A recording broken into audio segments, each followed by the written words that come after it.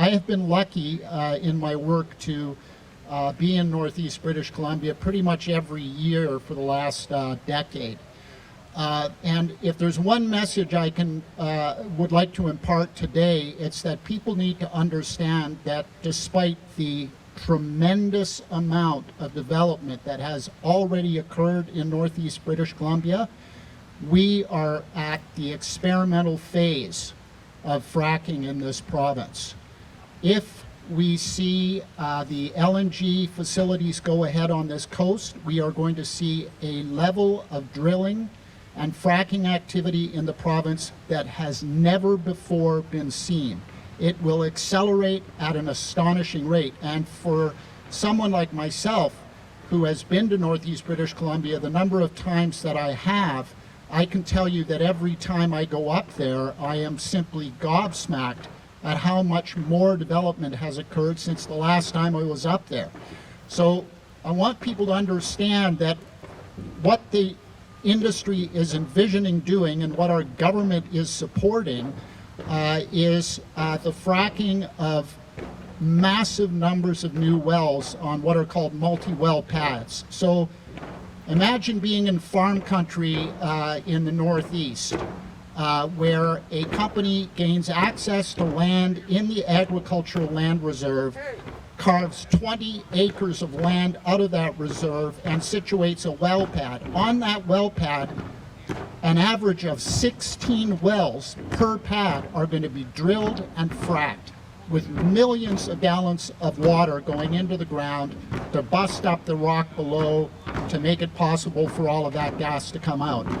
To give people an understanding, on average today, only 4 wells per pad have been drilled, and we're looking at another 12 on average per pad to build those pads out.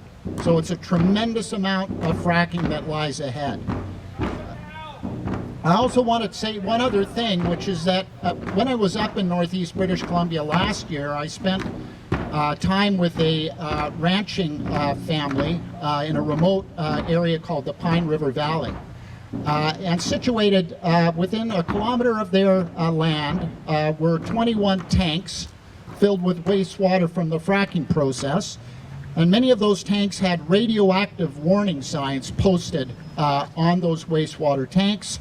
And I was with that couple when they used a Geiger counter and got elevated radiation signals from those tanks. There is very nasty stuff that is created in the fracking process. And if Canada LNG goes ahead, we're going to see tremendous increases in that waste. So I just want to turn briefly to my prepared remarks, which are around the fact that the government is conducting a royalty review right now. And I want to talk a little bit about the subsidies that this government is providing to the industry to encourage them to do more fracking. We all know, and it's been stated already, that we're in a climate crisis in this province and in this world, and it's being made worse every single day by the burning of fossil fuels. So it's in all of our interests to ensure that the government enacts policies that are winding down our fossil fuel use, not ramping it up. One of the ways that we do that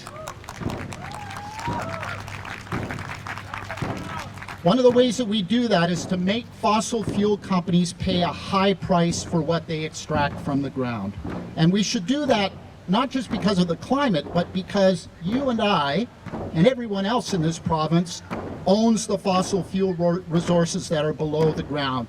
And in particular, First Nations people who are left to deal with the mess that is being created every single day. In this case, the First Nations in Northeast British Columbia, adherence to Treaty 8.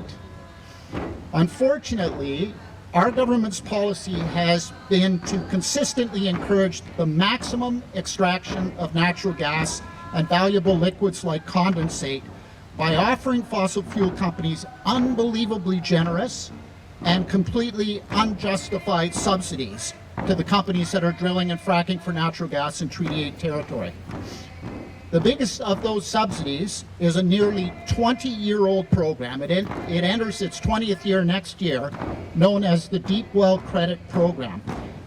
This subsidy program rewards virtually every company drilling a gas well and fracking a gas well in Northeast British Columbia today with credits that they can then use to reduce what they pay to the government, reduce what they pay to you and I year in and year out.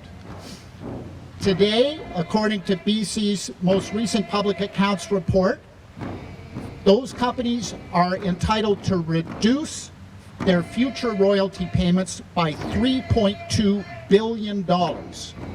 That's how much money is currently sitting in the credit account. That's $3.2 billion fewer dollars that you and I and everyone else will have to pay for the nurses and doctors who are right now working in our critical care units fighting COVID. It's less money for teachers that are teaching in our schools. It's less money for the people that are fighting wildfires and will be fighting increasingly in future years those wildfires as a result of climate change. Making things worse, our government has fought and continues to fight at every single turn any request to make information on that credit program available to you and I as owners of this resource. It took my organization 2 years to break government stonewalling and obtain a list of how much individual companies receive in those credits each year. Subsequent attempts to get exactly the same information for the most current years are being met with similar resistance. It is forcing organizations to turn to a very time-consuming freedom of information process to get information from this government which you and I deserve to have and are not being given. I cannot say enough that this is ridiculous. These are publicly owned resources, and we deserve information on how the government is choosing to price those resources. The irony is that the credit program that was put in place to encourage companies to drill deeper wells, to encourage companies to drill horizontal wells, to encourage companies to frack. And 20 years ago when the program came in, it may have made some marginal sense to do so. It makes no sense today. Every single well that is being drilled in Northeast British Columbia today is a deep well. Every single well is a horizontal well, and every single well is getting the bejesus fracked out of it with precious water resources. And this is all happening, as I said earlier, on Treaty 8 lands.